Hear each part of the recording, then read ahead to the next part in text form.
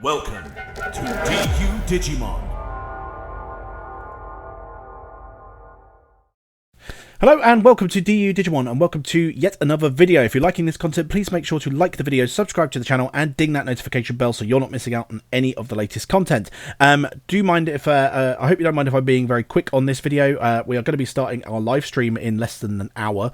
So I'm trying to get this video done as quickly as I can because I'm behind on stuff at the moment due to various life things. But this is my JumboGamemon list at the moment. JumboGamemon is something that obviously is not a BT18 deck, it's not a Special Booster 2.0 deck, but there are some cool tech cards you can put into it, especially if you're running the particular build that I am. But let's go for a little bit of a whirlwind. So first is the Digi-Egg, so the Upamons. This just gives you blocker to all of your 2-color Digimon. Now you do have blocker inheritables on quite a few of your Digimon, and once you get to level 6, you've got, and level 7 in fact, they've all inherently got blocker, but it does allow you to give blocker to your smaller bodies, as well as make sure you've got blocker on some of your level 5s as well, just to make sure you can be super defensive. Then we've got the Armadillomon. This is a fantastic searcher in any multicolour black or yellow list. Reveals top 3 cards, add 1 black or yellow card with 2 or more colours and 1 tamer card with Cody in its name. And then also gives you the end of turn DNA Digivolve effect, which is extremely good. It's just fantastic. I mean, this could search everything from a Black War Greymon to a Jess 1 GX to a Magnamon X. It can literally search anything you want pretty much, so long as it is black or yellow. So really, really good card. Then we've also got the Armadillomon from BT16. We're using, quite a few different Armadillomon engine things for this one. When one of your other Digimon is played or Digivolves, if it has the free trait or is yellow, gain 1 memory. So there is a couple of cards in this deck which obviously that won't trigger, like the JumboGamemon and the Magnamon. So this would be much stronger in the version of this deck you can play with the Magnamon X. That is an incredibly potent list, I think, and a very tricky list. Did get a highlight up on East's channel, but if you want us to have a look at that deck as well, we'd be more than happy to, because Magnamon X is going down in price, so I'm looking to get some now. Then we've also got the Kokabutarimon, and also Inheritable, 1000 DP all turns. Nice. Then we've also got the Kokabutarimon as well. So this one is when this Digimon or any of your tamers would Digivolve into multicolored black or yellow Digimon, reduce the Digivolution cost by 1. Really cool card. Only once per turn on that, but can really help you with going into a lot of very expensive 2-color Digimon or multicolored Digimon. So really helps you. Then it's also got the blocker inheritable, which that is doubled up with the Upamon. But if you've managed to hard play this for any reason, whether that be straight from your JumboGamemon or you just had to hard play it, then at least you've still got that blocker inheritable to help build up your wall, your big defensive wall, because that's what this deck is. It's a big wall that the opponent has to overcome, and if they don't overcome it, eventually you're going to overwhelm them with more and more bodies on the board.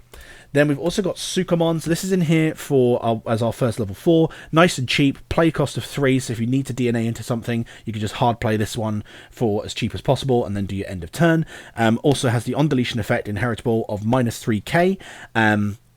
Which is very handy, and also can play itself from the security to give yourself an additional body, so really, really good. Also, if I didn't mention, I can't remember because I'm kind of doing a whistle-stop tour, like and subscribe and ding that notification bell. Would really help us out of the channel. 500 subscribers by the end of the year. That's our goal. Let's fucking go. Magnamon. So, Magnamon, I'm so sorry if I'm rushing through this, guys. But I'm a busy man. We've then got the CD Digivolve 1 on this one in the security, the Magnamon, and then if you've got something out, it will actually de-digivolve. It will digivolve on top of that rookie if you've got a rookie out. Blocker and Armor Purge, very kind of Magnamon thematic.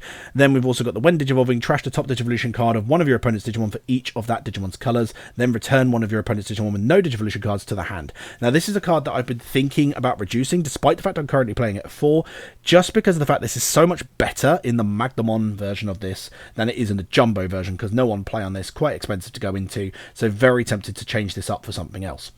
Then we've got Metal Capitarimon from BT18/Special Booster 2.0. Has blocker inherently, can Digivolve on top of both our Tamers and our level 3 Digimon, which is nice, but it is for quite an expensive cost, as you can see there. Cost of 4. But what is really good is on play when Digivolve, and when Digivolve. So if you manage to play this out with Partition, or you play it out with your JumboGamemon effect, nice de-Digivolve, which can really mess up your opponent's tempo. Or potentially, if they've got an ace card currently out on the field, you can swing turn back to yourself potentially. Also, again, blocker inheritable in case you need it. Going into the level 5s now, we've got Shakuamon. Until the end of your opponent's turn, this Digimon isn't affected by the effects of their Digimon. Then if DNA Digivolving, place one of your opponent's Digimon with as high or a lower level as the number of cards in yours or their security at the bottom of their security stack. So it helps your removal and gives you something that is immune to stuff for a while. Options will still affect it, but Partition will help you there. The only options where Partition won't help you is stuff like de-digivolve. That's the only thing that will, really screw you over, or technically stuff that will force you to attack at the start of main, for example. But that Partition is really handy, especially when we get all the way up to our level 7. Then we've also got the Etamon. You can't have a yellow.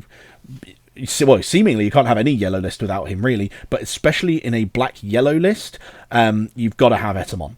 Etamon will -3 on one of your opponent's Digimon and then force that Digimon to attack at the start of the next main phase, and has a great opponent's turn effect of when the opponent's Digimon attacks, reveal the top 3, and you get to play out a black or yellow Digimon card with a play cost of 3 or less without paying the cost. You trash the rest though, so you do have to be careful, because we're not playing as many cheap stuff in this particular build as I was in previous JumboGamemon builds, so you do have to be careful with this, but the Etamon is mainly there to help you set up your ace plays, which is really cool. Then, of course, we've got JumboGamemon. So this is from BT13, and I fell in love with this card back in BT13 pre-release, and I've wanted to talk about JumboGamemon on this channel for a while, but just never found a time to do it, just in case I ever played it in Jank Tank or something like that. There's not many decks I'm looking into for Special Booster 2.0. The cards still aren't here, so I'm going to need to talk about decks. I definitely want to try and get the guys to talk about some decks as well on the channel. So I'm definitely going to outreach to the team. But for the time being, Jumbo. But got blocker, but what's great about it is the opponent's turn effect, which is not once per turn, lets you play out a level 5 or lower Digimon from this Digimon's distribution cards without paying the cost, which is really handy, really cool, and lets you do a lot of things are going to really throw the opponent off, such as using your de-digivolve. Now, the one thing you do have to be careful of is obviously because you've got the partition effect with the Shakuamon, potentially you can kind of stop your own partition effect by either removing your level 5 or removing one of your level 4s. But the great thing is because of the way the timing works, you can play out a level 5 and then just ace on top of it with your Shadow Seraphimon. So can be a really, really strong contender in this deck. Then we've also got the Shadow Seraphimon, as mentioned, has blocker, on play when digivolving, de-digivolve 3, so ace card as well, so you can do that on the opponent's turn potentially if they swing in. Then when the attack target's changed, one of your opponent's Digimon gets -5,000 DP for the turn. With that de-digivolve 3, if you're using that in conjunction with your Etamon, potentially you can remove something off the board just with that de-digivolve 3. You don't even need to block. And the same goes for the all turns -5, because if you manage to -5 them as well, then they're potentially going to go down before they've even had a chance to make contact with you when you've declared block, which is exceptional. Then I'm also playing Chaosmon. Now, Chaosmon is our level 7. He's our biggest of baddest of bosses. And if you're playing the Magnamon version, or indeed a version that had like red cards, in it as well, so like the Valkyrymon Ace or Black War Greymon, something like that, then I'd probably recommend the Ragnarlordmon, over this. But Chaosmon is in this deck because he is funny, and that's all the justification I need.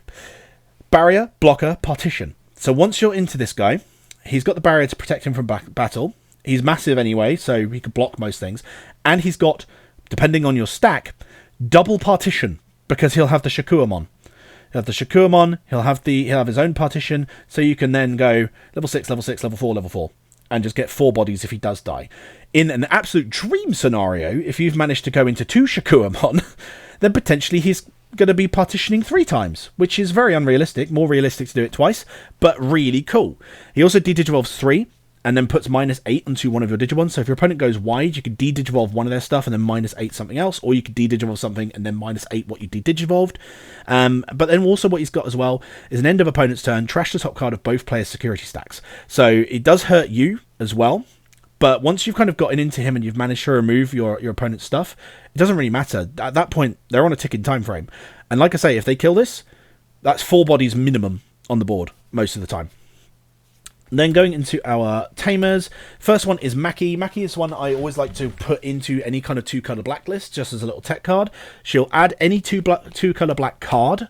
That's tamers, that's Digimon, that's options, any card, and then place the rest at the bottom of your hand. She'll also add a Tapimon, but We don't play Tapiamon. You know, in this list. It's a shame actually wasn't like a yellow card or a red card, because she'd be great in Dynasmon. But she's really, really good. And then also what she does is you can suspend her, reduce the cost of one of your Digivolutions by 1 when you go into a 2-color black Digimon, which is exceptional, because some of our level 4s, as we saw earlier, do cost quite a lot to go into. Then we've also got Tai as our memory tamer. If you have 2 or fewer memories, set it to 3. When the attack target is switched, by suspending this tamer, draw one, and one of your Digimon gets 2,000. So it really helps you with making yourself bigger than the opponent. It gives you an extra draw. Just a great card. Then we've also got the Cody and TK. So these guys help you play out Armadillomon at the start of your turn, so you can get a search, or you start getting your memory gain off of the other one. It does have to bounce the end of the turn, but because you're DNAing, that it often doesn't matter.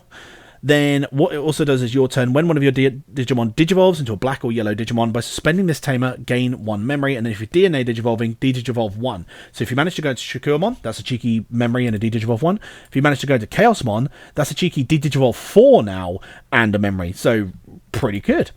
Then going into the options, we've got Heaven's Judgment, which is just a mandatory in any sort of multicolored yellow list, or indeed multicolored green list as well, because it works in green decks too. You know, -6 on top of a Digimon, then you activate it again for each effect, each color you've got on the board. So potentially in this deck, because we've got black and yellow and potentially blue as well, then we could potentially activate that 4 times for a maximum of, I believe it's 24k, which is not bad.